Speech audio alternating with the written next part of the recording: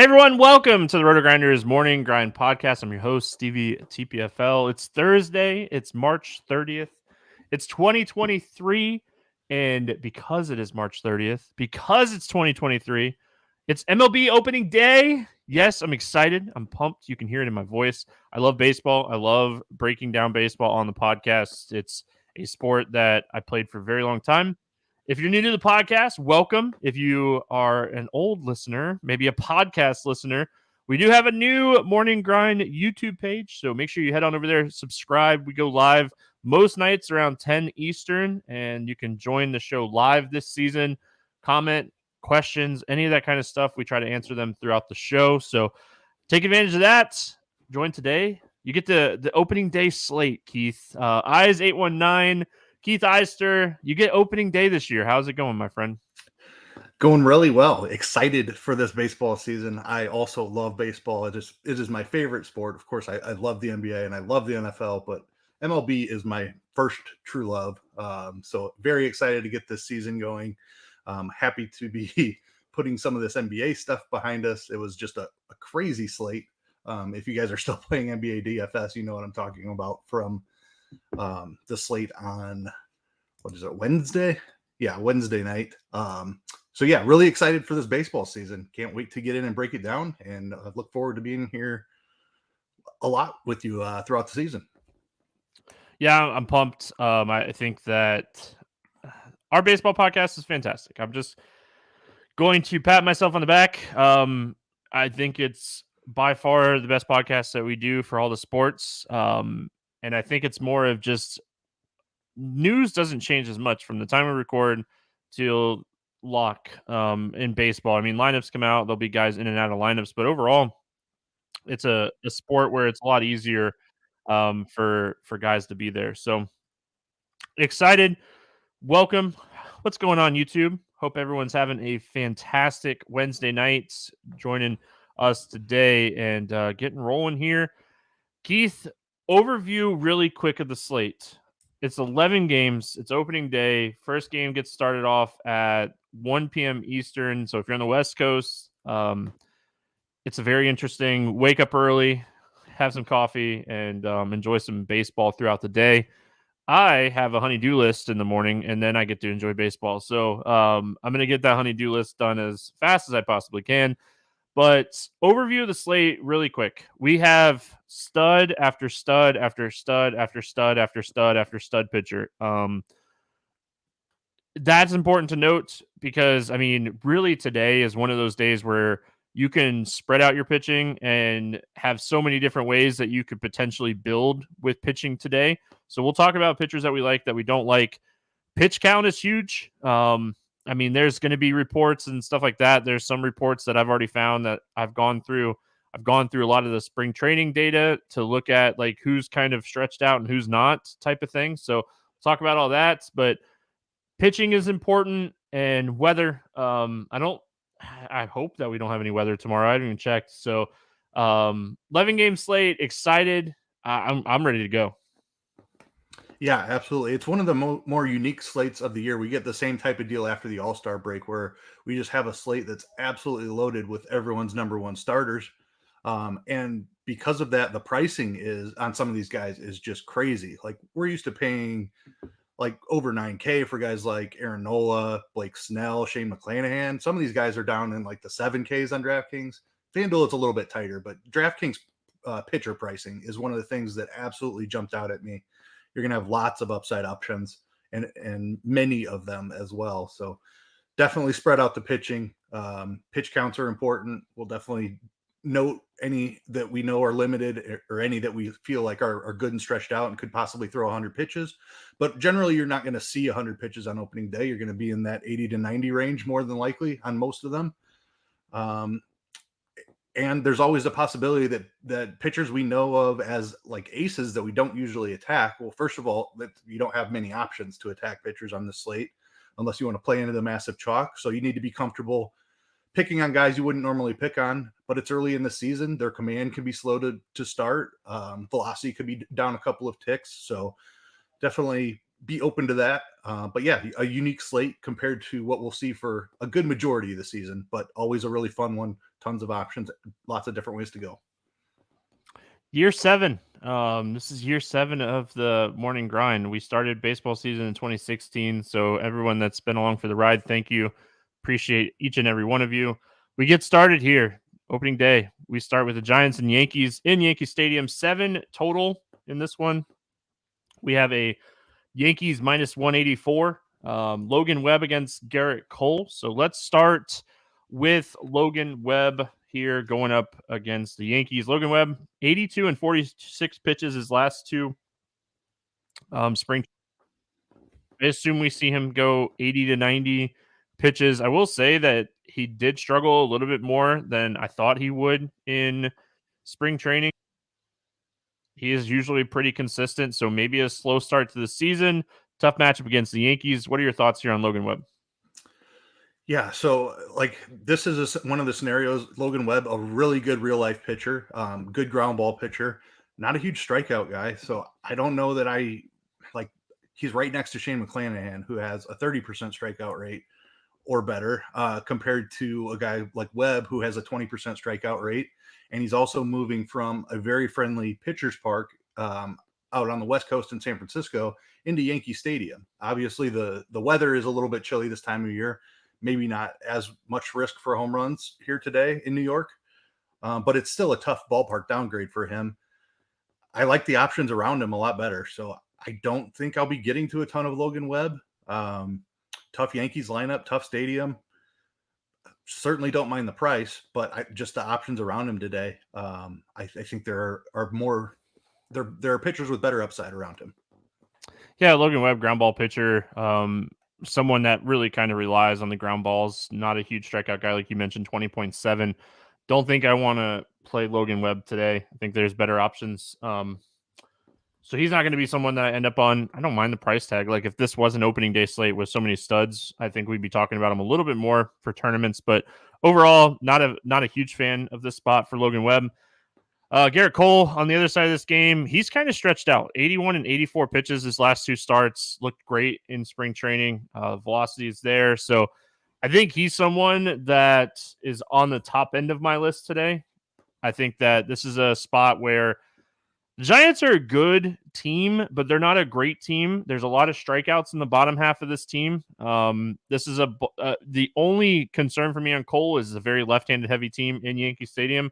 But I mean, the fact that he's already kind of throwing 80 pitches in spring, like I think like 95 to 100 pitches is very like doable here for Cole. I think that we might see him on the high end of like pitch count. And I think, when we're chasing ceiling, when we're chasing all that kind of stuff when it comes to pitching, a pitcher with a 32% K rate with the high pitch count ceiling, I think he has to be in our top, probably top 3 for me today. Yeah, I'm right there with you. A 9K price tag too. This is a guy we've played upwards of 12K before. Like when in the middle of the season when he's fully stretched out, he's gonna, assuming that he has a year like he is used to having, he's gonna be 11 or 12K on a lot of slates. So very fair price tag. Don't mind the matchup against San Francisco. I'm with you on the left-handed heavy. Like it wouldn't surprise me if he gave up a home run or two, but as long as he racks up the strikeouts and goes fairly deep into this game. Definitely some great upside here. If he's able to limit the damage, maybe the weather helps with that a little bit, just a little bit cooler temperatures. He could absolutely smash the slate. So totally agree. He's in my top tier today as well.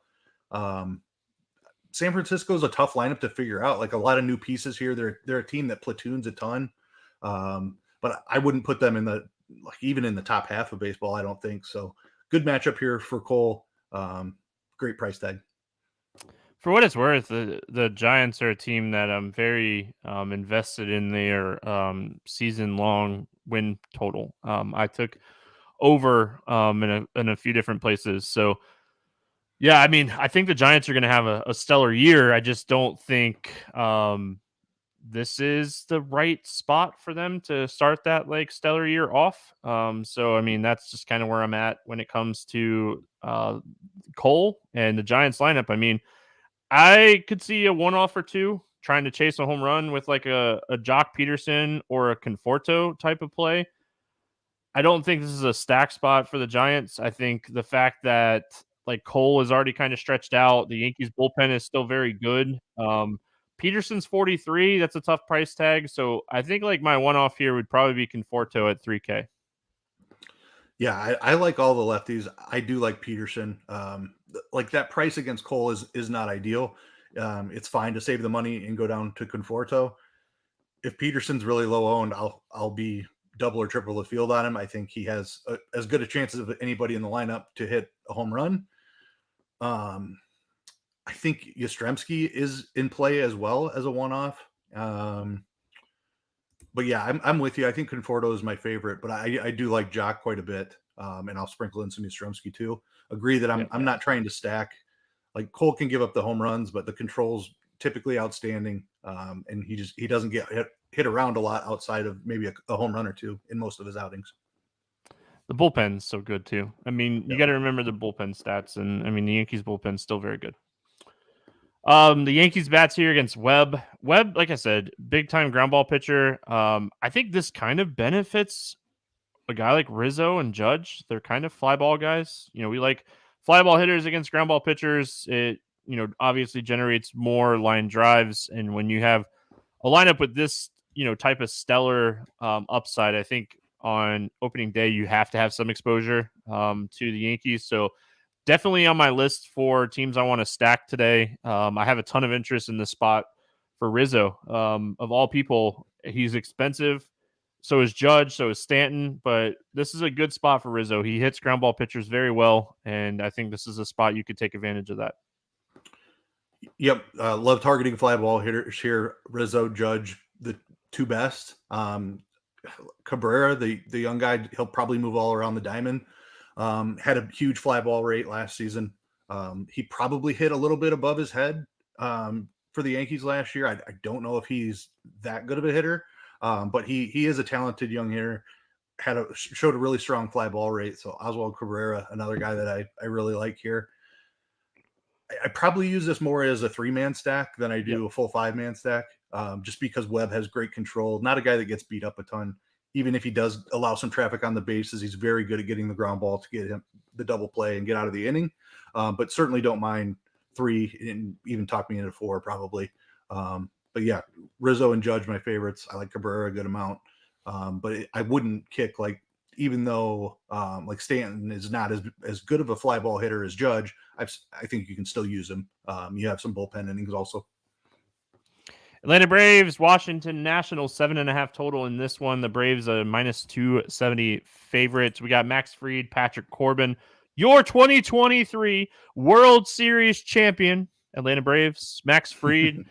Max Fried, 68 pitches, and then his last time out only threw 24 pitches, had a good spring. The 24 pitches were very efficient. And we see that in spring training sometimes where guys can get through like 3 or 4 innings with very low pitch counts. And I mean, that's all they're kind of chalked up to, you know, pitch that day. I'm worried about Fried. I think Fried is one of the guys that I'm worried a little bit about pitch count. I think he's more on like the 80 to 85 range than like the 95 to 100 range. The matchup's great. The Washington Nationals lineup, we're going to be talking about them a lot to start the beginning of the season. It's not a very good lineup.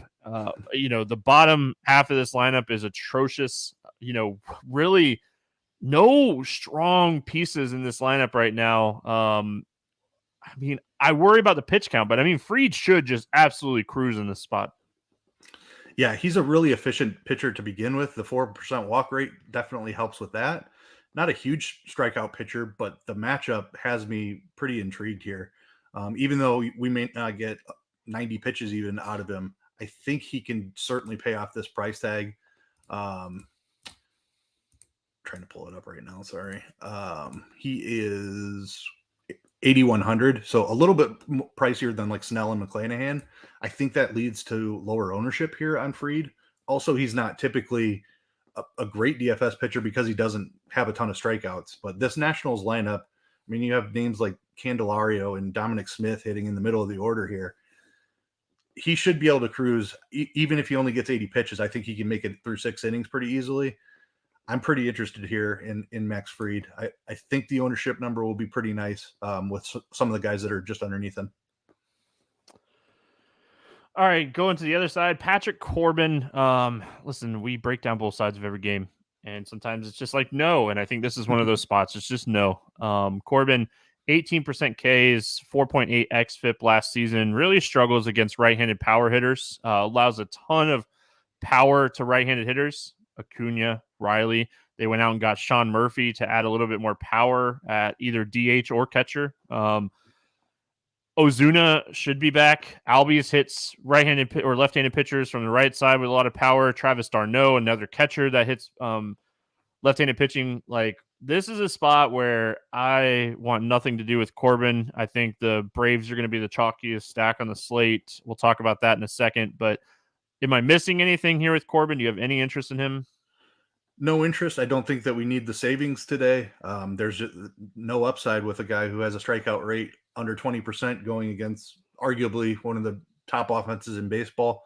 You mentioned Braves World Series champs coming up, and we were both on a futures survey for this MLB season, and I also picked the Braves. So I'm right there with you. This is a really talented offense on the other side, and possibly, arguably, the least talented pitcher on the slate. All right, let's talk Braves bats. They're going to be very popular here for good reason. I mean, they're a very good offense. They have a ton of upside. Let's talk about how we could potentially get different, because we're going to agree. Riley, Murphy, Acuna is probably one of the top hitters on the slate.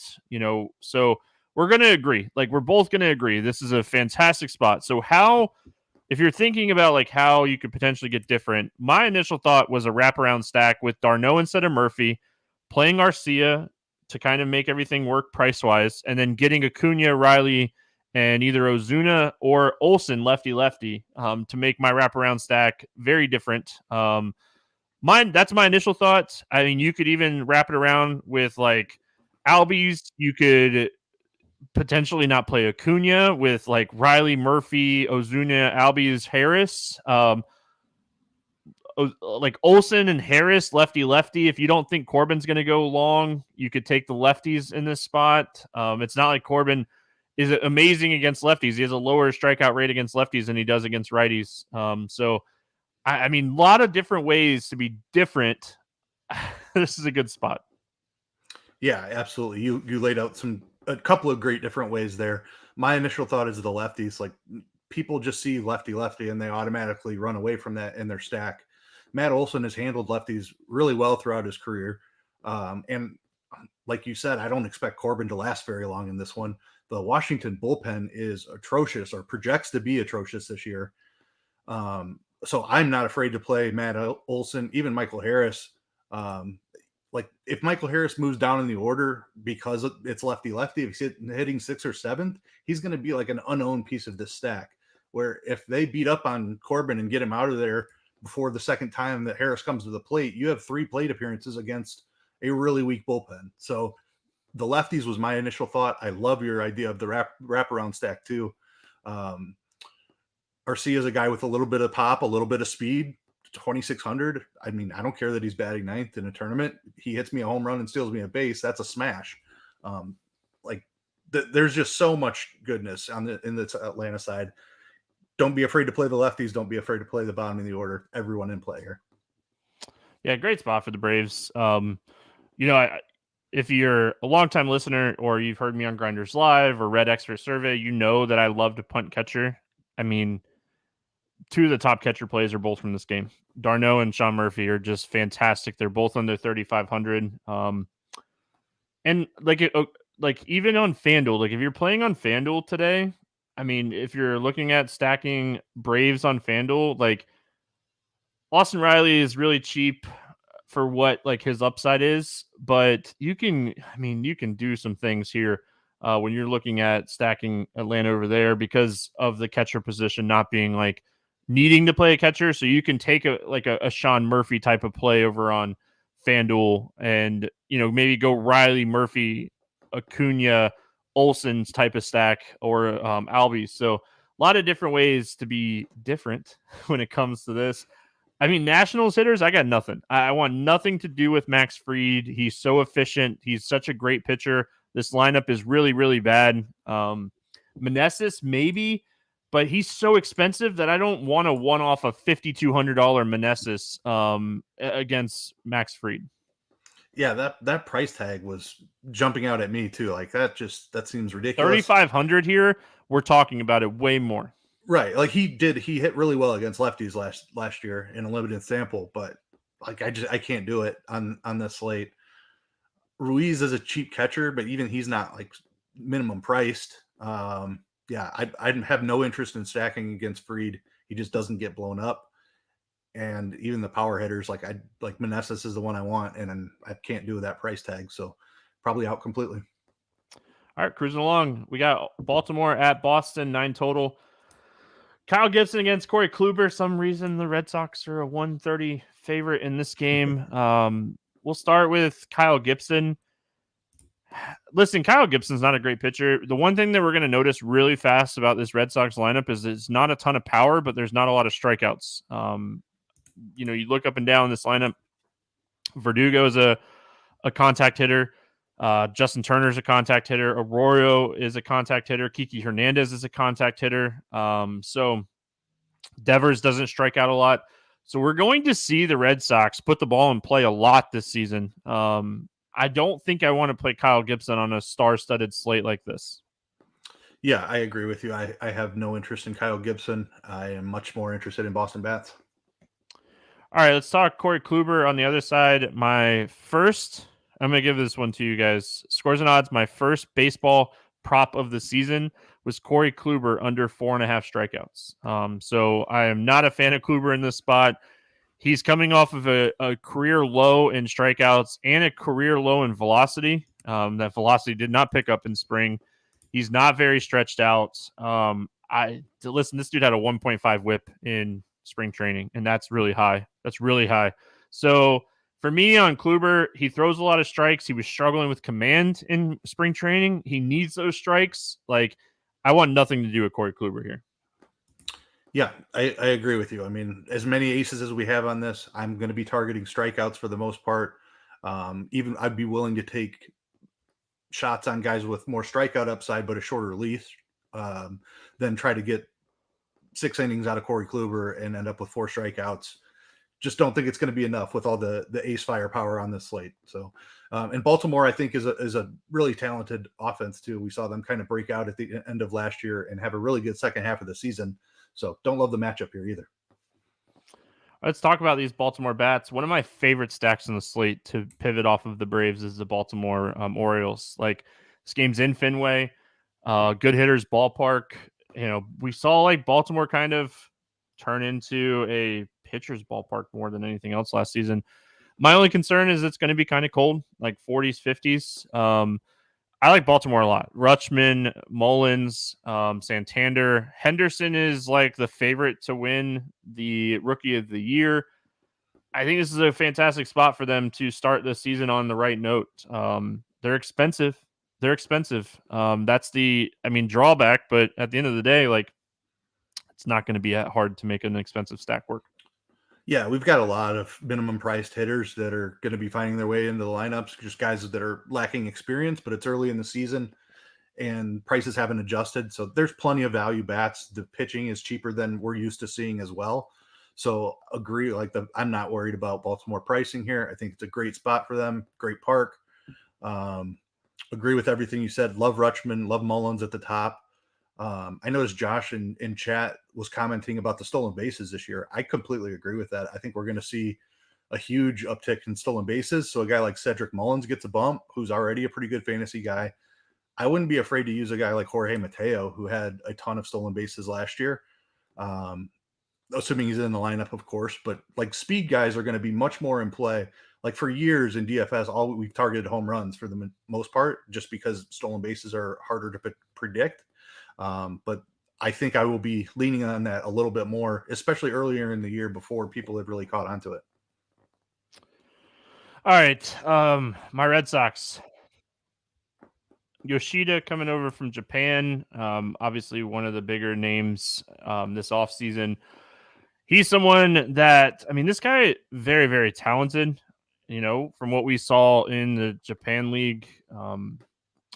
he's really interesting at 4,400. Obviously, I think Devers is one of the top hitters on the entire slate. We're going to talk about him a lot this season. He's so above average when it comes to contact plus power skills. So he's just someone that most nights if you're playing a lot of teams, you want to have some exposure to. So after that, it kind of gets murky, I think. We do have some cheap plays here. I think looking at like Tristan Cassis at 2,900 is someone that we're going to be looking at for some value. I really hope that he hits fifth and not sixth, and Duvall hits sixth. We kind of have it projected where Duvall would hit fifth and Cassis would hit sixth. So I hope it's the opposite, because then you can get a nice little stack going. Verdugo is a guy that's really interesting, kind of talking about your stolen base thing for the season. He's someone that has no problem running at all.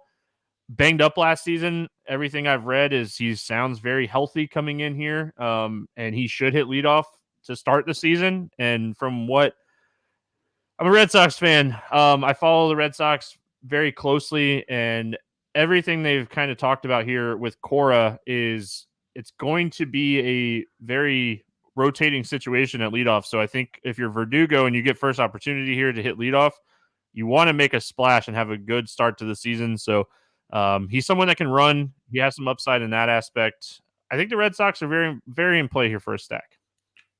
I think the Red Sox are one of my favorite stacks on the entire slate. Like if I'm trying to get away from Atlanta, I'm looking at Boston as one of my very next options. You mentioned Devers, just one of the best hitters in baseball. Very intrigued by Yoshida and what he did in Japan, and then the success that he had in the WBC already as well. Yep. Just a already good looking meaningful hitter. at bats this year. Yep, absolutely. Cassis is one of the best power prospects in all of baseball, 2,900. Like that's what I'm talking about. Yep. Value hitters. Cassis is not going to be 2,900 for very long this season. First couple of home runs, he's going to be up above 4K pretty quickly here. And then I'm looking like Gibson is a guy who he does strike out more righties, but he also gives up more hard contact to righties. So I'm not necessarily just looking to pick on him with lefties. Guys like Justin Turner, Kiki Hernandez. Boston also plays great for right-handed power. Like there's a lot of stuff lining up here for Boston. If I'm ruling out Atlanta being too chalky, I think Boston is my next look on the whole slate. So my initial build on FanDuel, I like to run 4-4 stacks on FanDuel. I do that a lot. If it's not 4-4, it's usually like 3-3-2. My first initial build was a 4-4 Boston Baltimore game stack. We look at the quality of pitchers on this slate as a whole, and you're like, what are Baltimore and Boston running out? We're running out Kyle Gibson and Corey Kluber on opening day. Like, we're gonna talk about like great pitchers for like the next like however many games we got going. Like, this is a spot you want to attack. It's just a spot you want to attack. So, all right, moving on. We got Milwaukee at Chicago. 7.5 total here. Corbin Burns, Marcus Stroman. Burns a -148 favorite in this game. A little bit of wind blowing out of Wrigley. Kind of cold. Not like super cold. Not super wind, but like 10 miles an hour according to Kevin Roth. If you don't follow Kevin Roth's weather reports, you should. That is one of the most key ingredients to making you a good DFS baseball player. All right, let's go Corbin Burns. I'm concerned. Can I just go out and say that I'm definitely concerned? Like, I'm going to play some Corbin Burns, no doubt about it. But I'm also concerned. I'm very worried that, like, he only threw his max pitches in spring training was 41. So he is anything but stretched out for this start. So I'm concerned with Corbin Burns when it comes to pitch count. I'm not concerned with him pitching well. He's someone that is very efficient. He has massive strikeout upside. I'm concerned, like, we might see him throw like 80 pitches here, and he is, I mean, he's still a good play. You look at the Cubs lineup, and it's better than what it was at the end of last season. A lot of miss and match pieces. I know you're a Cubs fan. I'm just a little worried about Burns' pitch count ceiling more than anything else. I have the same concerns, and I dug into this a fair amount today because I noticed the same thing about spring training pitch counts.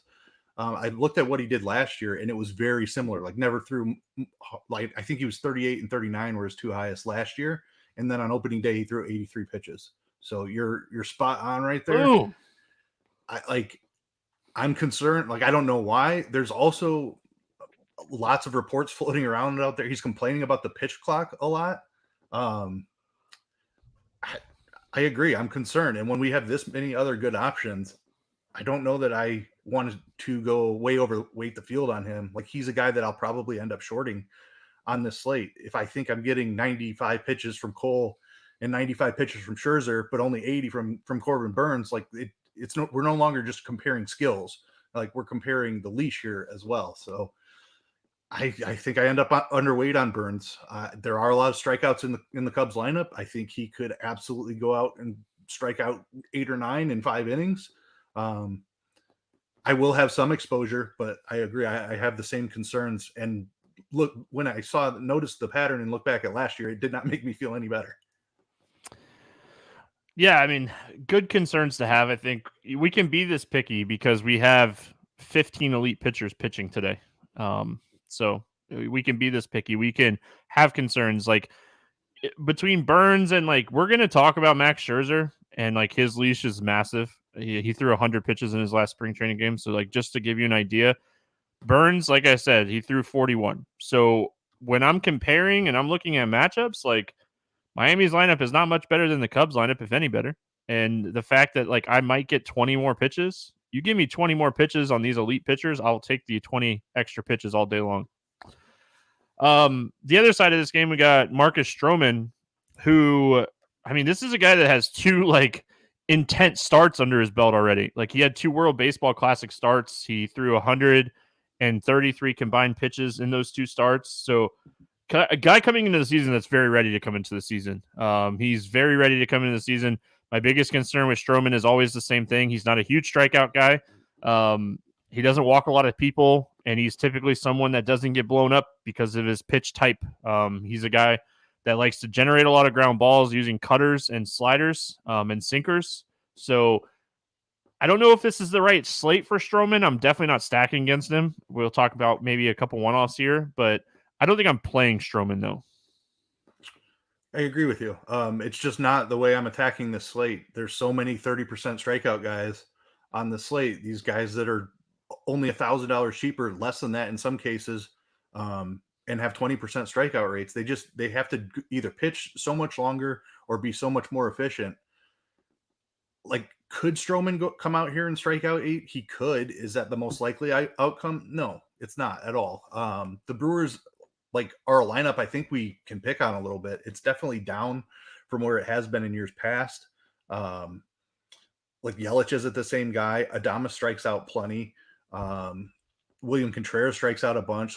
And then there's young guys at the bottom of the order who also strike out a lot. I think we'll attack this Brewers lineup for strikeouts later on in the season.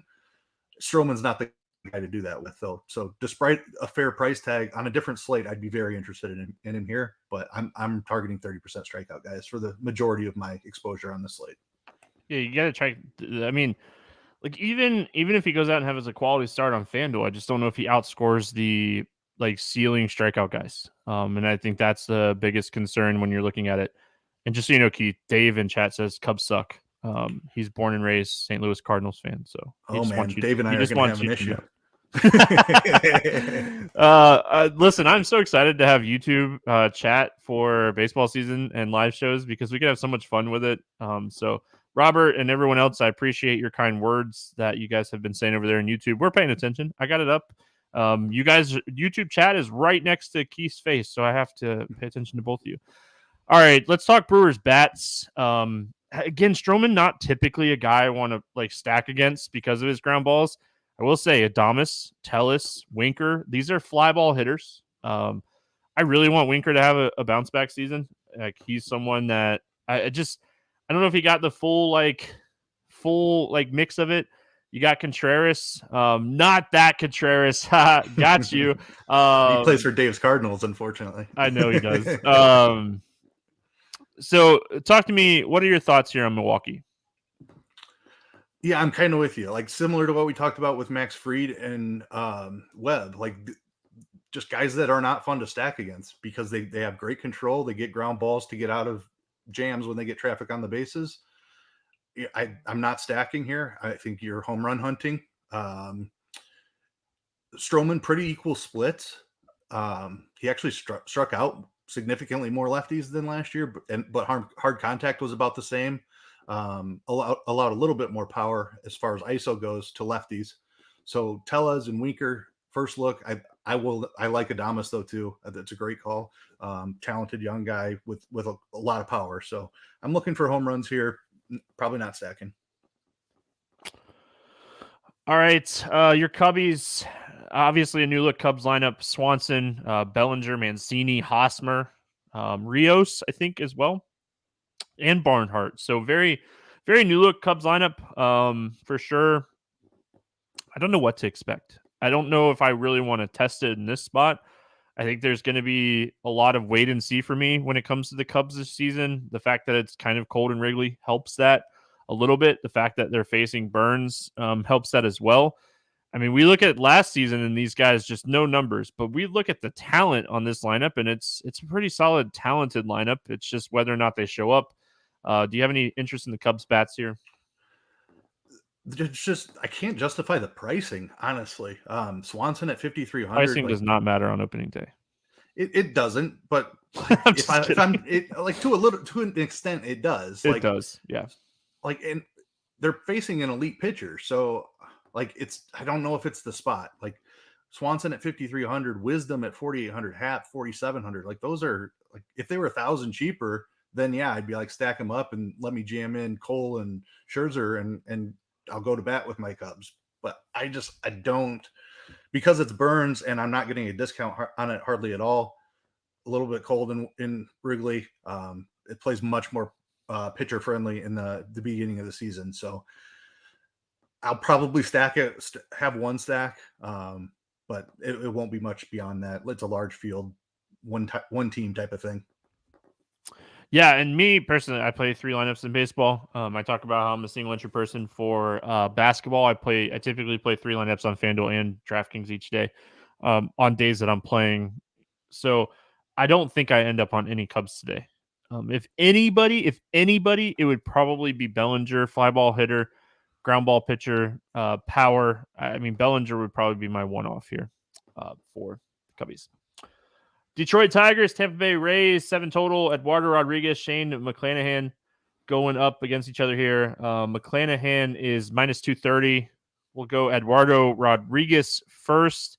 He's kind of stretched out, Keith. He threw 75 and 85 pitches in his last 2 starts here.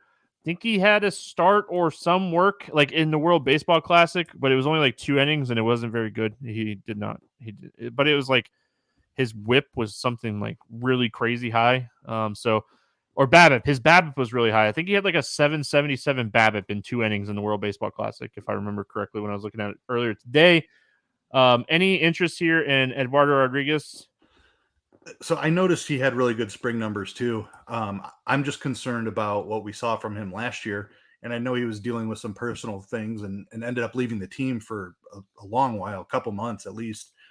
But his strikeout rate was all the way down to 18%. This is a guy who has been up in the mid 20s, 25, 26% strikeouts before in his career. I think I need to see it from him.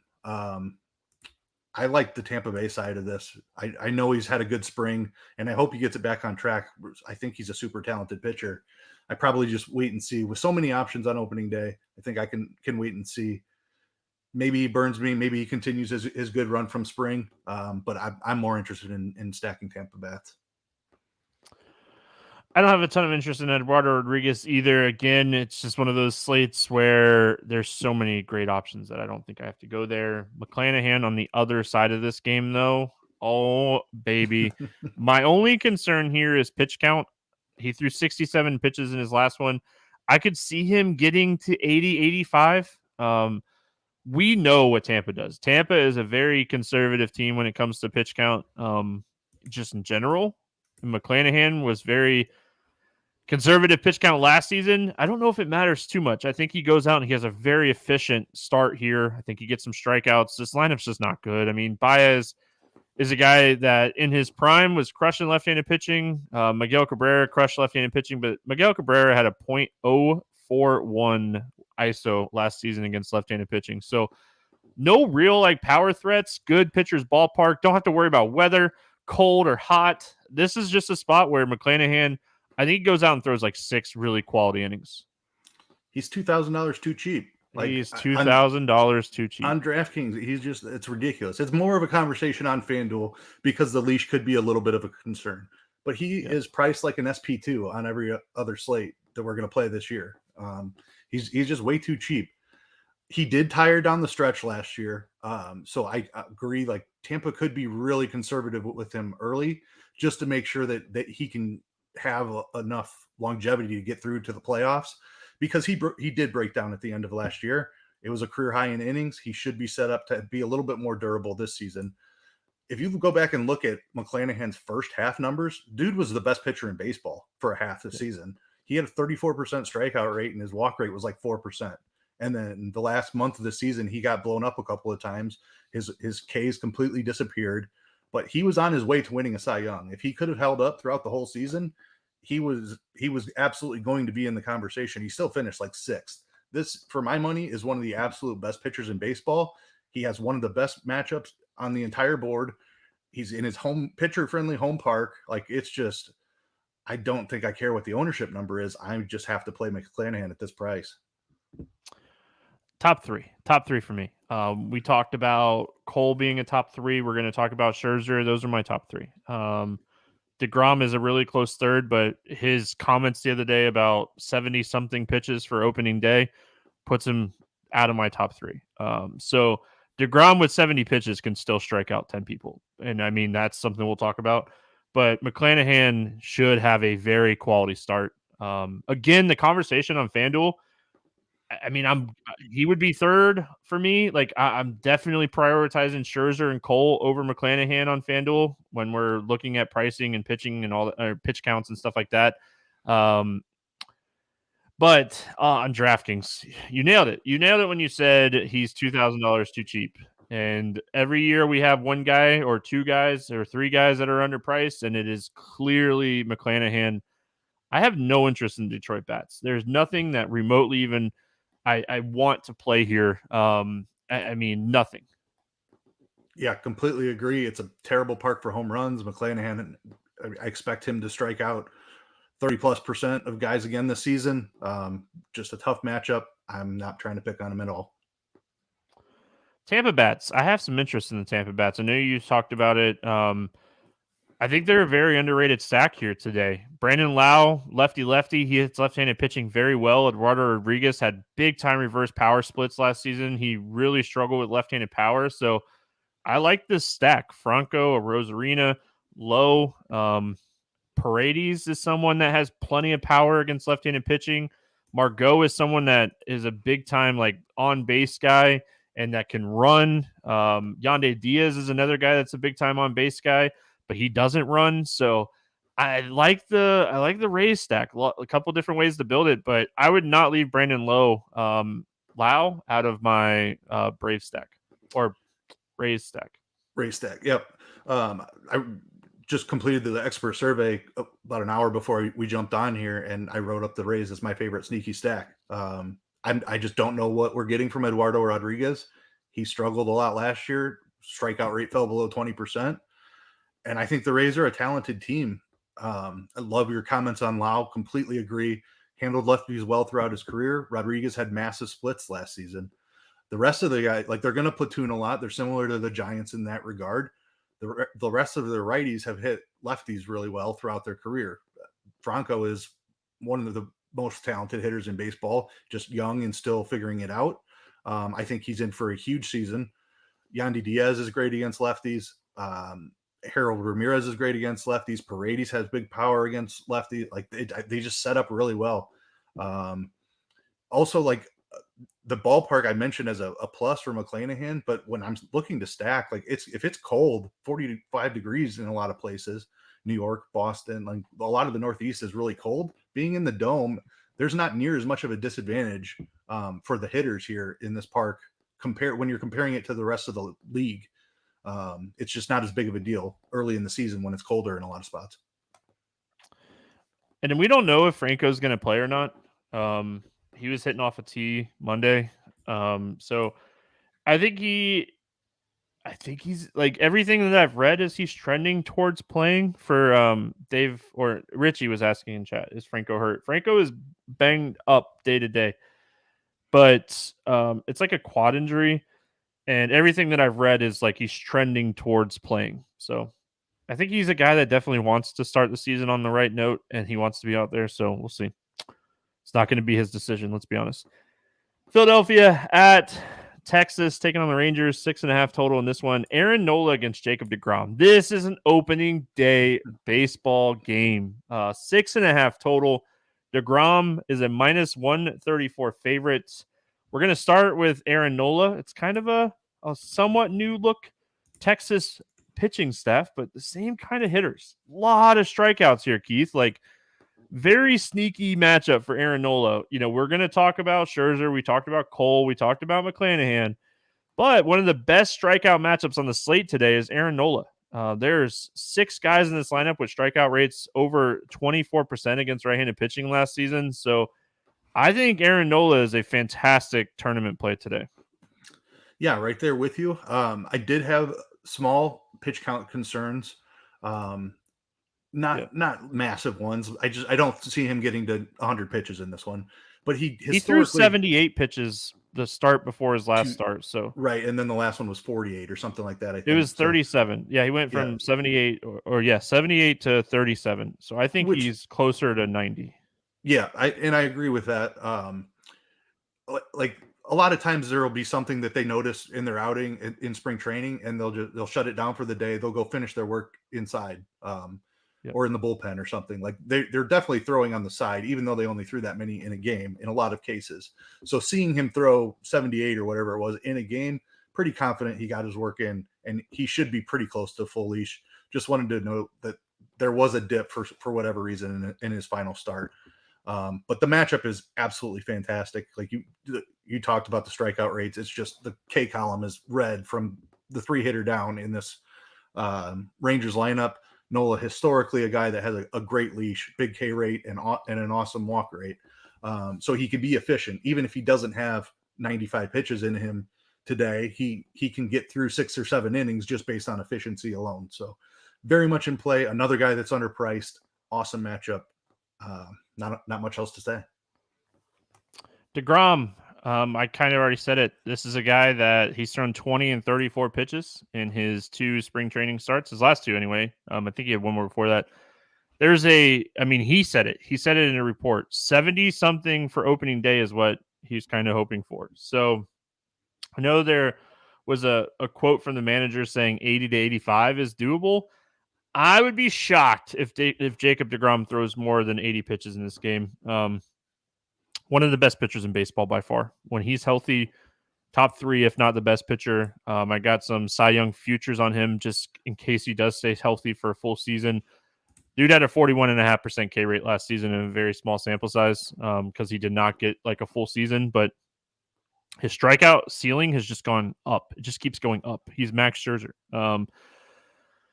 The lineup, not great, but not terrible. Schwarber, Hall, Realmuto, Trey Turner coming off of a fantastic World Baseball Classic.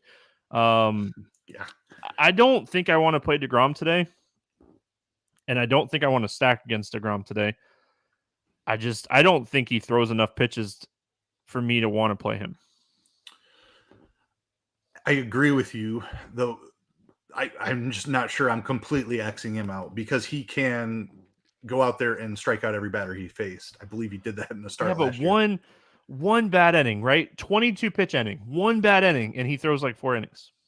Yeah, you're absolutely right. He might only throw, even if he's like if he strikes out 3 guys, but he walks a guy in there, that's a 20 pitch inning more than likely. And he can't have too many of those, or he's only going to last 3 or 4 innings. The upside is so amazing. I think I take a couple of shots on it. I definitely prefer Scherzer. I definitely prefer McClanahan and Cole. I think I sprinkle him in a little bit. In 20 entry, I'm talking like 15% maybe. So he makes like 4 or 5 lineups. Listen, I'm not going to argue with anybody when it comes to sprinkling pitchers in today. This is the best of the best. It's opening day. So I'm not going to argue with you when it comes to sprinkling a pitcher in. I'm just saying for me, building 3 lineups, I don't think I get to DeGrom today. And I could regret it. I mean, I could regret it, easily regret it, because he is that, like, he's that good. He's that good. Yeah, he's that good. Just one more counterpoint. The Phillies lineup is a little bit depleted. Unfortunately, Rhys Hoskins had that ACL injury. He's going to miss the season. Harper's still recovering from Tommy John. So a little bit of a watered down Philly lineup compared to what we were expecting here. So it does fall off. Yeah, the bottom half of this lineup's not great. Yep. All right, let's talk Philly bats. Anything that you're taking shots on here? No reason to try to attack DeGrom, I don't think. Like, I don't want any bats from this game. Yeah, I don't think I do. Like, Schwarber could hit a home run, sure. Hall is a big power guy, but I'm not trying it against DeGrom. That's the problem, right? We're not getting like a discount on Schwarber. Schwarber would clearly be my one-off type of play here, but where's the discount? He's the same price as Acuna and Buxton. There's no discount. And the flip side of the argument is, my argument for DeGrom only going 4 innings, you're getting 5 innings of bullpen. So maybe a 3-man stack, knowing that you're going to get 2 at bats outside of DeGrom, and they're going to be less than 3% owned, kind of thing. But I don't play enough lineups to get to that, and I don't know if this is the right spot for me to do that on the 3-entry max. So we're going to move on. We're going to move on to the Mets and the Marlins. I'm very excited to talk about this game. 6.5 total. Max Scherzer, Sandy Alcantara. Max is a slight favorite here at -126. 2 stud pitchers. Yes, I'm calling Alcantara a stud because he is a stud. He is. All right, let's talk Max Scherzer. Kind of already hinted at it. This dude threw 100 pitches in his last spring training start. I think he has the highest ceiling when it comes to pitch count on the slate. 30% K rate last season. Fantastic. You know what you're getting from Max. You're getting a ton of strikeouts. Miami, outside of Jazz, just does not have a ton of power in this lineup. This game's in Miami. Even if they open this stadium, it's not going to matter too much because it's just going to be a great spot for Scherzer to go out and have a fantastic start to his season. Yeah, pitch count is extremely intriguing. He had 11 strikeouts in that start. There's just nobody that has a leash comparable, at least that we've seen in an actual spring training game to this point. Awesome matchup against the Marlins. They did add Eys to the top of this lineup, who's super low strikeout and pesky, but then you follow it with guys like Chisholm, Soler, Garrett Cooper, Avi Garcia. All of those guys strike out over 25%. A little bit less so at the bottom of the lineup, but it's Scherzer. He can strike anybody out. He had another season above 30% last year. If it weren't for McClanahan's price, Scherzer would be the number one option. I think he is the number one option on FanDuel. My first FanDuel build, I had Scherzer. I have Scherzer, McClanahan on DraftKings on my first build too. So that changed. Before the morning, but I don't know. I might roll with my one of my 3 teams on both sides. Just that first build that I had. Very heavy on the Baltimore-Boston game with Scherzer and McClanahan. So, all right, the other side of this game, I was not joking when I said Alcantara is a stud. This guy just kind of dominated without being talked about a ton to start last season. My only concern is the same concern that I had all year last year. The Mets don't strike out. This is the same type of lineup last year that we had for the Mets. They don't strike out. They put the ball in play. Alcantara is a guy that typically pitches to contact with ground balls. I think he goes 6 or 7 innings and he throws really clean game, 1 or 2 earned runs. I just don't know if he has the ceiling of some of these other guys, but I think quality start wise, he gets a quality start here. Yeah, I agree. The quality start very much in play. Think he gets it. He is in that upper echelon of real life pitchers. But when we're talking about DFS, the easiest way to score fantasy points as a pitcher is strikeouts. And Alcantara was a 23% strikeout guy, not a 30% strikeout guy or 40% strikeout guy if we're talking about DeGrom. He scores a lot of his fantasy points by going deep into games. He pitched so many games into the 8th and 9th inning last year. I don't think he's going to have that type of a leash. Yes, I agree. He has one of the best leashes on the slate. He should go 7-8 innings. I just don't think that he has the full leash that he like. It got him a Cy Young last year because he'd throw 8 innings of shutout ball for every start like down the stretch last season. I don't think he's going to do that. I think it's going to be more like 6 or 7 innings of shutout ball, and you're probably going to get 4 or 5 strikeouts, where a lot of the other guys are going to give me 7 or 8 strikeouts, even if they throw an inning less. So agreed. Like, I'm just concerned about the upside, and especially because of the matchup against the Mets. All right, hitters in this game. Any interest in the Mets bats here? No, I mean, Alcantara is just not a guy that's going to get blown up. I mean, there's a lot of talented hitters in this lineup. I don't think that this is a spot that I'm chasing it. I got no bats in this game. I like the old like Jazz is somewhat appealing as like a one-off, but it's more of like this is a dude that can steal multiple bases and he has the power to hit home runs. So like that is somewhat appealing, especially against Scherzer. No discount. Like facing Max Scherzer, no discount.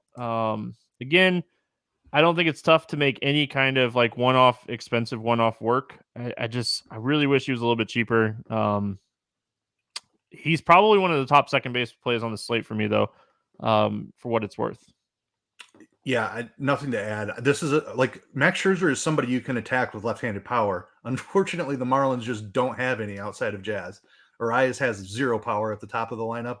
The only other lefty we have projected in right now is Joey Wendell, who had a 108 ISO. Like, there's just no left-handed power in this lineup. So I'm with you. It's Jazz as a one-off, and unfortunately, that's it. Max is just too dominant against righties.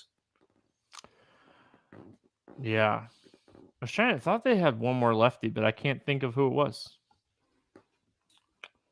Let me look at the bench. Sanchez, maybe. I don't know if he got put on the IL or not. Sanchez might start in the outfield. He was the lefty I was thinking of. Jesus Sanchez. He does have a little bit of pop. If he's in the lineup, I don't know what his price is. But are they going to start him over Gary O? I don't know. We'll have to see. There's a chance, I think. Yeah, because I think Cooper's going to be their everyday guy. Yeah.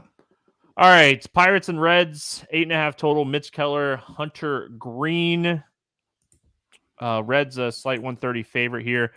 For everyone watching live, this is going to be a longer podcast. You already knew it. Opening day. If you're listening to the podcast, I'm sorry. But if you're listening to it on podcast form, I know you're listening at 1.5. It's okay. I feel you. I listen to a lot of my podcasts at 1.5 as well. All right, Mitch Keller first. The Reds not a great team. They're not a great team. This game's in one of the best hitters ballparks in baseball. Mitch Keller, not a huge strikeout guy. I mean, this lineup is a lineup we're going to pick on a lot when it comes to strikeouts, but I don't know. Like, part of me is like, maybe today, I take some shots.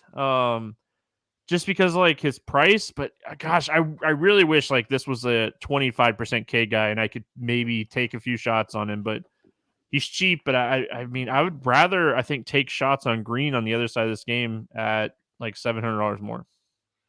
Yeah, I agree with the last take there. Mitch Keller is an interesting guy. I'll be watching him to see how he develops. He was a big time prospect for Pittsburgh, came up and just got absolutely shelled his first couple of years. He's kind of remade himself into more of a ground ball guy rather than a big velocity strikeout guy. If he goes back to striking more guys out, I think he could be really interesting. I think the arm talent is there. It's just whether he can find a breaking ball or something to add to his strikeout totals. Interesting pitcher, still has youth on his side. A guy I'm watching, but probably not a guy, even despite a good matchup, probably not a guy I'm playing today. And for what it's worth, the Reds have pretty much came out and said, and they're just going to run as much as they can. So I don't know how that bodes well for your pitcher. If they get on base, they're going to run. So Hunter Green on the other side of this game, big time fly ball pitcher, big time strikeout stuff. He's one of those guys where like he might give up a home run or two, but he might strike out 8. He's someone that I love on the props and fantasy pick 'em play kind of thing. What are your thoughts here on Green? Yeah, I mean, just a massive fastball. like a little bit of velocity inconsistencies throughout the year last year, a little bit of inconsistency with the breaking ball, but a guy who has massive upside if it all clicks for him. Awesome matchup here against Pittsburgh. I think that you're playing both sides of this because the huge fly balls in this ballpark lead to a massive home run rate as well. Amazing, yeah, home runs in this. You don't want to be a fly ball pitcher. Like warning track power in other ballparks are home runs in Cincinnati. Yeah, so I think you play it and just hope that he's able to avoid the home runs today. I think there's a chance that he could rack up 8 to 10 strikeouts in this spot against a really weak Pirates lineup. I'm playing him for the upside, the big stuff, the strikeout upside. But I'll also be playing a few power hitters against him too. Yeah, this is clearly one of those spots where, like, even in a 3-incher max, like I might have Green on one team and I might have Pittsburgh on one team. Not on the same team. But yeah, I mean, looking at Pittsburgh, O'Neal Cruz is one of my favorite plays on the slate today. I know he's somewhat expensive, but you mentioned the ballpark, you mentioned the fly balls, and this is a guy that is a big time ground ball hitter. He's going to benefit a lot from getting a pitcher that just throws a ton of fastballs, 61% fastballs. And O'Neal Cruz crushed fastballs last season. He had a 633 x WOBA against fastballs last season, an X ISO of like 318. So he crushes fastballs. Brian Reynolds crushes fastballs. Hayes crushes fastballs, and Choi crushes fastballs. So I think this is a matchup where I might have like a little stacky stack going here. We get Andrew McCutchen back in Pittsburgh I think it's super cool that I'm guessing this might be his last season. If not, it's probably really close, and it's cool to see him kind of finish it out in Pittsburgh. But yeah, Cruz, Reynolds, McCutchen. I think Carlos Santana is a really sneaky play today. He's really cheap on FanDuel. I don't know what his price is on DraftKings. I didn't look yet, but he's really cheap on FanDuel. He's 3,500 on DraftKings as well. So I could see like a 5-man Pittsburgh stack here. I don't know if I end up more on a 5-man or like a 4-4 type of stack or even a 3-man stack, but I like Pittsburgh in this game. I like Pittsburgh too. I think my initial lean is 3-man stack, but Green does have control issues at times too. He's also a really young guy who knows how long his leash is. If you get him out of there after 3 innings or something like that, this Reds bullpen does not project to be very good either. So they were atrocious last year too. Yeah, exactly, and they didn't do much to fix that problem. So I like Pittsburgh as a stack here. I'll use 3, 4, and 5-man stacks of them. Same thoughts with like you're chasing power and like the ground, like guys that are ground ball hitters generally profile better against fly ball pitchers. O'Neal Cruz is the perfect example of that. Brian Hayes is another guy. Green did have reverse power splits last year, so it's not like I'm just targeting lefties here. Brian Hayes, I think, is a fantastic option also. He's in a prime bounce back spot. He's so talented and had such a bad year last year. Yep. I think a lot of that is just product of team. I mean, the Pittsburgh team just didn't hit well last year, and I think bringing in like veterans like Santana and McCutchen, it's just good front office kind of thing. I mean, they're not going to give you the production as some of these young power hitters, but they're going to help your clubhouse and they're going to help guys like Hayes. So I think Pittsburgh team to watch. I don't think they're like a team that's going to win the World Series, but I think they're a team to watch in certain spots. And we get them in Cincinnati to start the year. Going to the Reds bats here. I mean, Fraley is someone I played a lot last year. He's 4,200. He has power. I think that he's a guy that you could take some shots on here. The fact that like they want to run, so like I wish Jonathan India wasn't so expensive because I mean I think his upside for like stolen bases is there. I don't think Cincinnati's a 5-man stack, but I definitely think they're a 3-man stack. Yeah, I can get on board with that.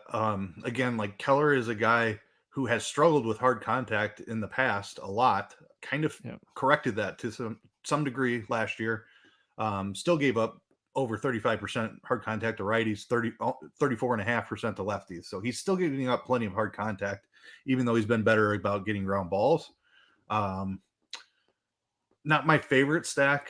I think it's a 3-man for me. Especially if he's going to if Keller's going to continue to take a step forward. And just not a lot of talent throughout the lineup. I like the Fraley call. Stevenson is a catcher, expensive, but he's a talented hitter. Yeah, I mean, like Will Benson is near minimum price, talented prospect who really struggled when he came up last year with Cleveland. But that's a guy who has pop in his bat. Like I don't mind taking shots on guys like that either. Yeah, he had a big spring training too. Yep. Not like a bunch of power, but he was on base a lot, and he was someone that stole a lot of bases. I love the Will Benson call. Like maybe it's not like a 3-man stack that's like a traditional 3-man stack, but you could go like Fraley, Friddle, Benson, and get the 3 lefties, and you get some power and some stolen base upside because like Friddle and Fraley will steal bases as well. And I think Benson stole like 7 bases in spring training. So he's not like if India isn't working out as a leadoff hitter, I wouldn't be shocked if like Benson at 2K leads off in like 2 weeks. So especially with like what Cincinnati wants to do this season. All right, cruising along. We got the Blue Jays and the Cardinals, 7.5 total. Manoah is a 120 favorite here, so slight favorite. I mean, this game definitely projects to be one of the closer games for sure. Wainwright banged up, so Mikolas starting. But let's start here with Alek Manoah. Alek Manoah is talented young pitcher. Bunch of strikeouts against right-handed hitters. We can't say that anymore against Cardinals, right? They went out and they got some lefties in this lineup. They still very right-handed, power heavy. What are your thoughts here on Alek Manoah? Yeah, Manoah's tough. Like he's very much in the Sandy Alcantara mode, like a really great real life pitcher. But he works deep into games. The strikeouts just aren't at that level of a lot of the other guys on this slate. And the Cardinals are not a team that will really strike out a ton this year, I don't think. Obviously Goldschmidt and Arenado in the middle of that lineup, and then they've got some talent. They acquired Wilson Contreras as well in free agency. The young stud Jordan Walker coming up as well, he looks amazing. This is a tough lineup on the other side. Like there's power risk and there's just the lack of Manoah's strikeouts that have me concerned. I think I'm paying up for studs more than I'm landing in this range on Manoah. I love him as a pitcher, more so in real life than for DFS. I think though, when I can get guys like Nola and McClanahan in the same range as him, I'm just gonna do that more than I'm gonna try to have Manoah throw a gem against St. Louis in his first time out this year. Yeah, I mean, definitely higher strikeout rate against righties, but I mean, you look at the righties in this lineup, Nolan Arenado, big time, no strikeout guy. I mean, the strikeouts you're getting here are like O'Neill, but I mean, you can't really bank on 1 or 2 strikeout guys in this lineup and hoping that your pitcher hits the ceiling because of that. Miles Mikolas on the other side of this game, I mean, 19% K rate guy. This is a guy that just throws junk. He goes out. Well, he was in Japan or somewhere overseas and like came back over the States and like had a nasty slider, sinker, curve combo. Like this isn't a guy that throws a lot of fastballs. And he just lives on junk. And that's how he's kind of like, I just read a thing like the other day, like signed an extension to his contract and like good for him. Went out and reinvented like how he pitches, and I don't think I want to play him today. He's someone that on certain slates that I'll take some shots on, but the flip side of this, man, like the Toronto Blue Jays lineup is just really good again. Like Springer, Bichette, Vlad, Kirk. They added Brandon Belt. They got Chapman. Varsho is someone they added to have some left-handed hitter in this lineup.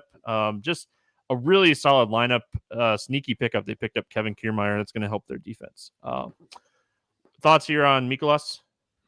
Yeah, no interest. Just a brutal matchup against the Blue Jays. They were an awesome lineup last year. They went out and they got more balanced, which was a problem. Like you could just they were all right-handed power hitters last year.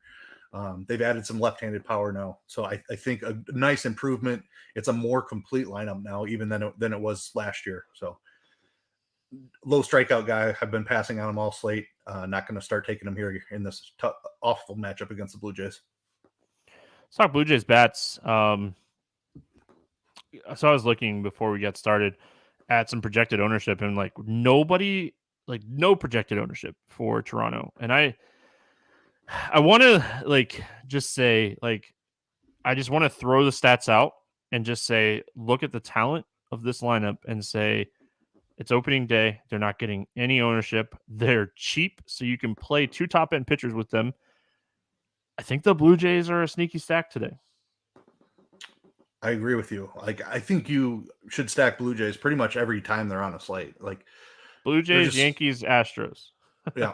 There's You'll just come so out much ahead at the power end here. of the season.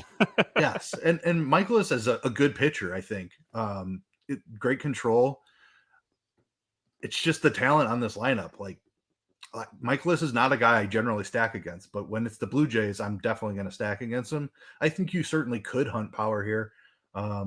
But I'm totally comfortable with the stack just because of the talent in the lineup. There's only probably Merrifield, maybe playing for stolen base upside, same with Kiermaier. But the top 7, I'm very interested in exposure to all of those guys. I don't even necessarily have favorites. I love the Varsho edition. If he ends up batting, we have him projected to hit 4th right now. Love that. The 3-man, filling a catcher position is something I always love to do. And then Belt is cheap too, with big time power if he can rebound. You get the Varsho Kirk Belt stack in the middle. I love that as a 3-man. Obviously, I love Vlad and Springer as well. So Michaelis not a guy that generally gets blown up, but hopefully he doesn't have as long of a leash. The commands maybe not spot on like it typically is. They score a couple of runs off of Michaelis, and then they start beating up the early part of the bullpen. Big time upside. Yeah, I mean, you got Whit Merrifield, a guy that doesn't he adds upside with his stolen bases. So there's a lot of different ways you can attack the Toronto stack, but I think they're definitely in play today. And then on the Cardinals side, another just very talented lineup. Donovan is a stolen base guy. He's going to get on base a lot too. And Nootbaar is a guy that has been a nice surprise for this Cardinals team. Goldschmidt, Arenado, Contreras, you know what you're getting there. Not the best matchup in the world. I definitely think this is a tougher matchup than Miles Mikolas on the other side. But I think, man, again, looking at ownership, no one's playing the Cardinals today. I think if I was running like a 20-incher max, I think that I would get exposure to the Cardinals bets. I like exposure. I don't like stacking against Manoah because you mentioned how tough he is on right-handers. I think I would rather hunt lefty power here. There's a couple of good options. Gorman has a big strikeout rate, but dude has big time power also. Yep. I like Gorman as a one-off.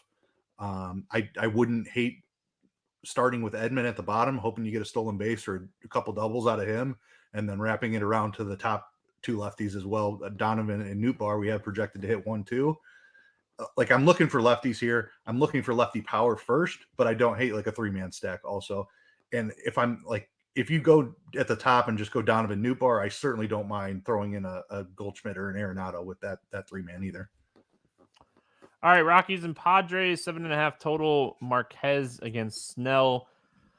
Padres a 2-10 favorite here. We'll go Marquez first. Marquez had a good spring. He looked really good. This is a pitcher. Anytime he gets out of Coors, you kind of expect better pitching. Big time road home splits throughout his career. And that's what happens when you pitch in Coors. Tough lineup here. I mean, the Padres lineup is tough. It's so good. Different slate. I think I would play some. This slate, I don't think I play any. Yeah, I mean, it's a tough ask to this San Diego lineup is you can put them in the category, especially when Tatis comes back. Put them in the Blue Jays, Astros category, just really solid up and down. I like Marquez. I don't know if this is a slate to play him. I actually saw a couple of his spring training starts live. He was touching 97 on the stadium gun. His off speed looked amazing. He was mowing down the Cubs. He faced them earlier a couple weeks ago. I was at the game. So really excited for him to rebound. He's a better pitcher than what we saw from him last year. Yes. And he's gotten the results in spring training. So I'm interested here. I don't know if this is a slate. I think you play him. If I was playing 150, he would definitely make a couple of teams. In a 20 max, I might have one team with him just Like, you save the money. I don't think a lot of people are building that way. Like, what's the reason to go below McClanahan on most lineups? I think Marquez is coming in super low owned, but just a brutal matchup here against San Diego. I am intrigued to see how he does this year, though. I mean, you're comparing everybody in this range to McClanahan because you're not going to need two guys in this range because of how soft pricing is. So, I mean, at the end of the day, if he outscores him, you're ahead. Do I think it happens? Probably not. Oh, and yeah, someone in chat just said that this is the one spot that's like yellow orange. Of all places, San Diego is the place that we have to worry about some weather. Yeah, how wild is that? All places, right? So yeah, I mean, I don't know if I do it. I don't know if I do it, whether or not with the weather or not. So Blake Snell on the other side of this game. I mean, gosh, you get those games from Snell where he just goes out and he dominates. My concern is pitch count. 38 pitches in both of his last two spring training starts. He's someone that they were very careful with pitch count wise last season to get started. It's kind of baked into the price. He's 7,900. What do we think? Would 75, 85 pitches? 85 probably like a max for him. What are your thoughts on Snell? Yeah, I'm interested. Colorado is better against lefties, so that's a little bit of a concern. The pitch count is a big concern, but Colorado is not very good. Blake Snell has a massive strikeout rate. He can strike out a bunch in 5 innings even. We talked about it multiple times, though. Can he outscore McClanahan, who's $200 cheaper, is a big problem for me on this slate. Like, I think the matchup is as good. If there's any weather concerns at all, I probably don't touch it. I do have interest in Snell because of that strikeout rate, even though the Colorado's not a huge strikeout team. Snell has the type of stuff where he can strike out 30% of any lineup. I'm interested, holding to see what the weather looks like, holding to see what the ownership looks like too. If it's a situation where Snell's 10% and McClanahan's 50%, maybe I end up a little bit underweight on McClanahan to get slightly overexposed to Snell. But again, that's pending the weather holding up to. Any interest in the Colorado bats here? I mean, Snell is a guy that can get wild and walk a bunch of guys. Good pricing. They're Nothing not really cheap. standing out. Yeah. What's that? Yeah, I was just saying they're not cheap. No, I mean, Profar at 3,600 is okay. Brian at 5,200. I need to see him healthy first. Probably not playing McMahon lefty or Blackman. Cron's expensive. Not a ton of interest. I don't see a stack here, and that's probably how I would want to attack Snell.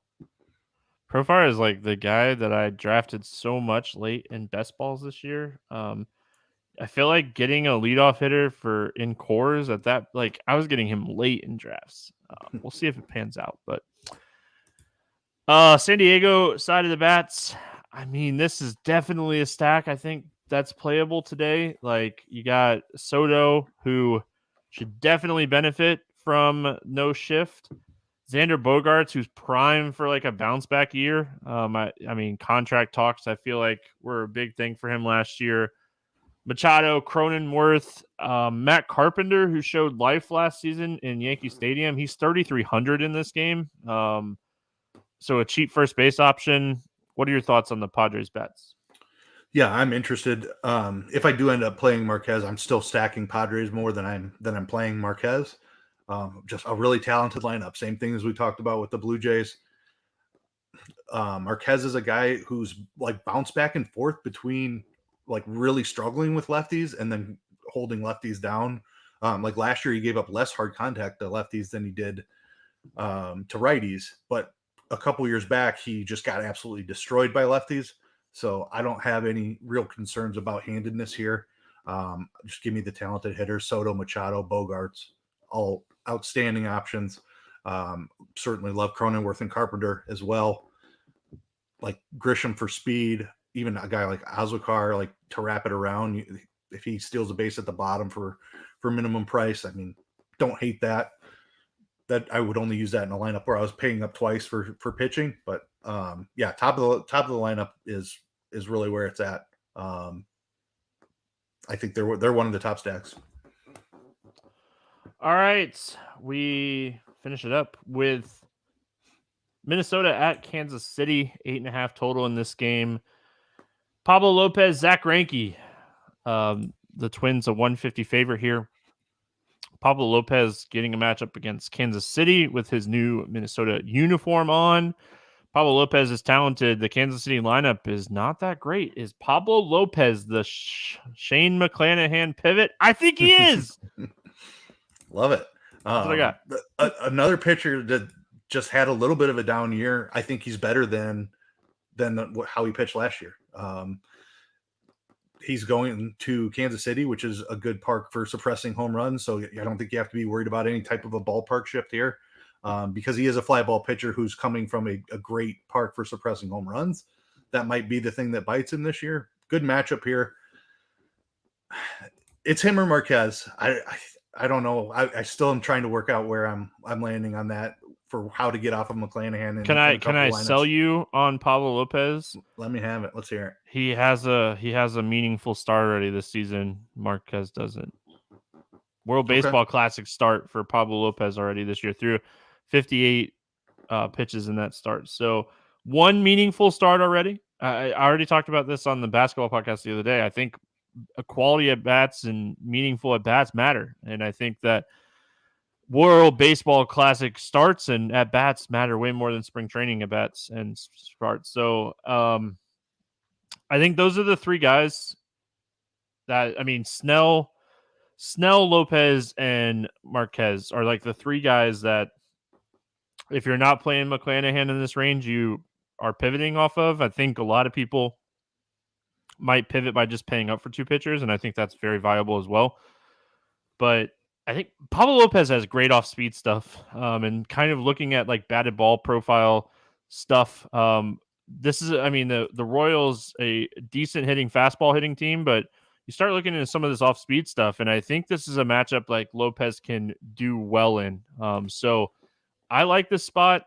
You look at the strikeouts, you look at the walks. I mean, this is a spot Lopez getting his first ever like career opening day start. I could see him having like 6 or 7 like really good innings here.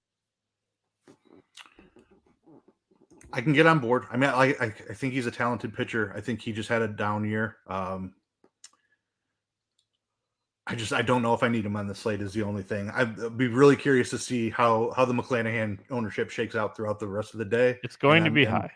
It is going to be high, but is it 30-40% where I feel comfortable playing 50 or 60%, or is it going to be 50 or 60% and you basically have to lock him in your lineups to get overweight? So I think that'll help me make my decisions down here in this range with both Marquez and with Pablo Lopez.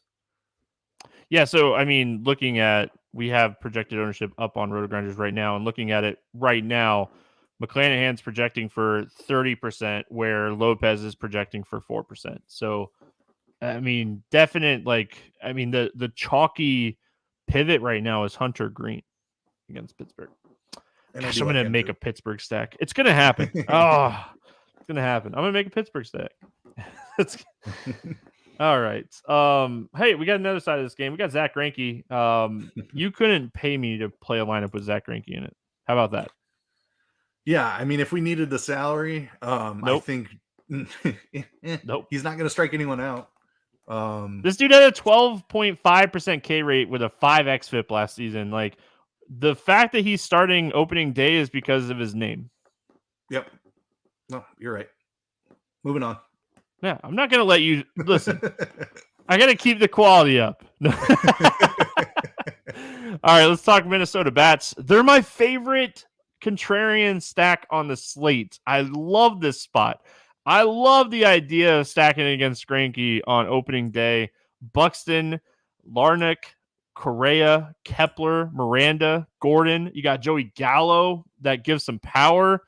You know, Greinke's not striking anybody out. Joey Gallo could hit 2 home runs here. Like, and we already know the Minnesota lineup. They posted their lineup already. Like, we already know where everyone's hitting. So, like, I mean, listen here. I don't know if this might be like a secondary like stack on a main stack for me, but I'm definitely going to have at least one 3-man stack of Minnesota today. This might be the only place we disagree on the whole slate. Perfect. I've We seen a save it lot for of last. people, a lot of people on Minnesota.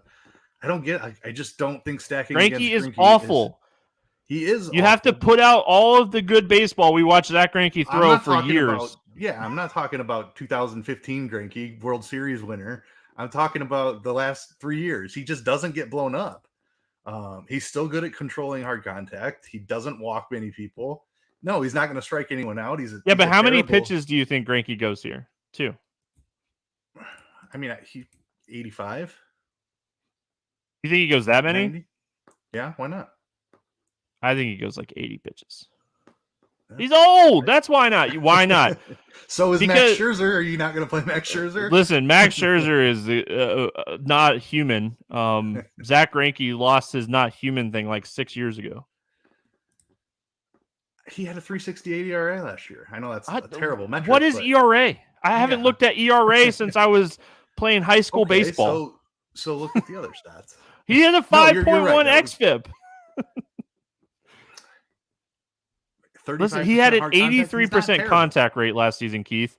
We're looking at like power with Buxton. We're looking at power with Gallo. Like if you can't throw the ball by Joey Gallo, he just tees off on you.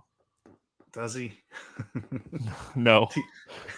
No, he doesn't. Into the air. He doesn't, but hey, like in my head he does. Right. I'm not trying to defend Greinke. I don't think he has any skills left whatsoever. I just think that he manages contact well enough. He's very similar to Kyle Hendricks in that like he just doesn't get blown up a ton. It's certainly anything could happen. Could he give up 3 home runs in this spot? Absolutely. The Twins have probably not. Right. Like okay. That's even asking too much. Yeah. Might be just yeah, I was trying to like really quickly pull up how many pitches he threw on opening day last year, and I couldn't find it. He threw 5 quality innings against the Cleveland Indians last year with 1 strikeout.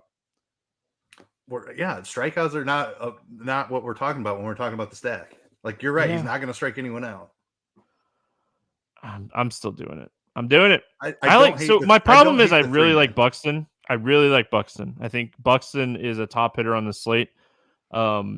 So like knowing that like I don't build a lot of lineups or one-offs and build like a lot of either 5-3 or 4-4 teams or like on FanDuel 3-3-2 teams. I even build some 3-3-2 teams on DraftKings. So I correlate my baseball lineups as much as I possibly can. So I don't typically end off on a lot of one-offs. I just don't see myself one-offing Buxton. So like getting Correa and like I feel like Correa has a lot to prove after everything that happened this offseason too. I don't know. You mentioned the confirmed lineup. Max Kepler's leading off for 3,400. I can certainly get behind that. All right, there you go. I did my job. All right. Any interest in the Royals bats here? I think you can target some lefty power here. I don't love the pricing. Like MJ Melendez has some pop at 4,700. Like Witt and Perez are expensive, rightfully slow. So they're great hitters. But I think I'm just lefty power is what I would really be looking for. Pasquantino at 4K is probably the guy. I don't hate Melendez at 4,700. Witt is a guy that could have a 40 stolen base season this year. Yeah, he had 30 or something last year. Yeah, good point. So he's a jack in the bag upside type of guy. And I believe Lopez does not hold runners well either, if I remember that correctly. Don't quote me on that, but I'm pretty sure he's slow to home plate. All right, one off. There we go. I can play Witt and Buxton together, and then I feel a little bit better. All right, let's play the morning grind game, and then we are going to get out of here. Again, long podcast. We'll get them down. First baseball podcast of the year. It was going to be long. You knew it. Under 8,000 to get 6 or more strikeouts. Who do you got? I mean, there's the no-brainer of the slate is Shane McClanahan. I like it. Strikeout wise, give me Blake Snow. Over 8K to score under 15 fantasy points. Who do you got? Love this guy as a pitcher. Completely agree with you that he is an elite pitcher in real life. Sandy Alcantara, tough matchup against the Mets. Strikeout rate. He needs to go probably 8 innings. Spot.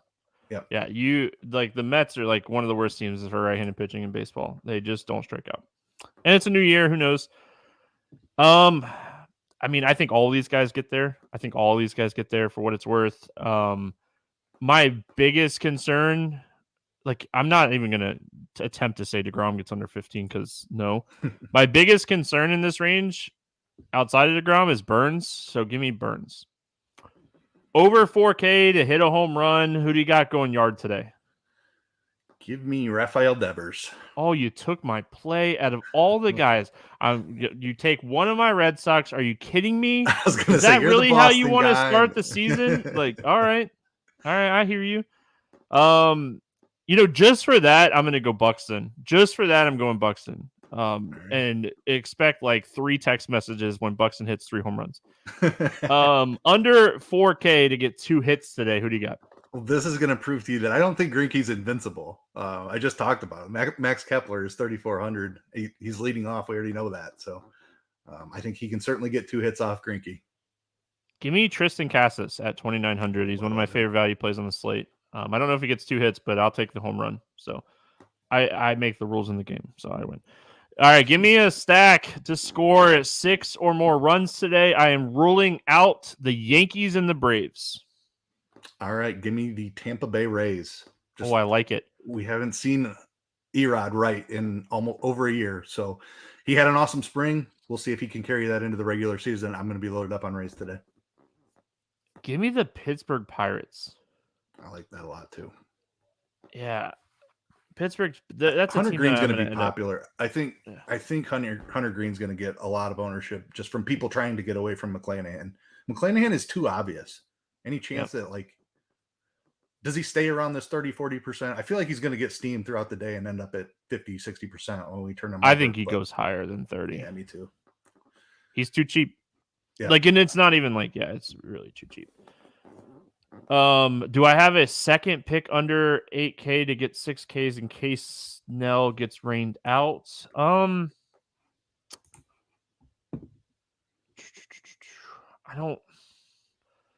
I would probably go Pablo Lopez or Manoah, depending on the Cardinals lineup. I think Green struggles. I think Green is the strikeout guy in this range, but I think he struggles.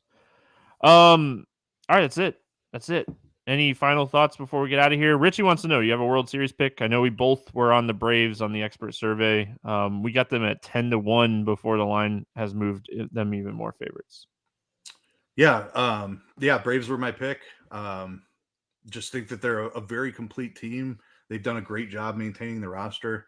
They have a bunch of young guys who are contributing. They made some trades to fill some holes. They potentially eventually getting Mike Soroka back, who was their ace 3 years ago. Braves are just really solid team. Go check out that expert survey that was posted a couple days ago. There's some futures picks in there too. We each made a World Series pick, a Cy Young pick, Rookie of the Year pick. There's all kinds of good stuff in that article. Any props that we like? I do like Corey Kluber under 4.5 strikeout. So that was one that I wrote up on Scores and Odds that I gave out earlier. I like that. Any props that are jumping off to you? I mean, like, props came out later in the day, so like I had a busy afternoon. I haven't had a chance to really like dig into it. Like, that's what my next 2 hours looks like. But is there anything that was jumping off the board to you? The one I bet was Corbin under 4.5 strikeouts. I got it at minus 105. It's all the way steamed to minus 146. So I don't love it as much with all that juice. It's moved to 3.5 on DraftKings even. So that was the one thing that I bet as soon as they dropped. Haven't had much time to look into anything else really. So on Prize Picks on the fantasy pick'em sites, they have Corbin's projection at 4. So I think I go less than 4 over there, and then I don't have to play the juice. So I don't mind that. And I like Greinke's under strikeouts on, or less than strikeout projection on Prize Picks as well. It's at 3. I don't see him getting over 3 strikeouts. So doing a little morning grind 3-man here that I just kind of threw together on Prize Picks. Greinke less than 3. Corbin less than 4, and Kluber less than 4.5 over there on Prize Picks. So let's start off with a nice little power play and get us a nice little 5X to start the year. Appreciate everyone hanging out. If you're new, welcome. again, if you haven't been hanging out with us for basketball, make sure you go over to the RotoGrinders Morning Grind YouTube page. Subscribe to the page. Come hang out with us live during these baseball shows. Hope everyone has a fantastic opening day. Whether or not you do well or not, enjoy it. It's back. Baseball's here. Good luck, everyone. We'll see you again tomorrow.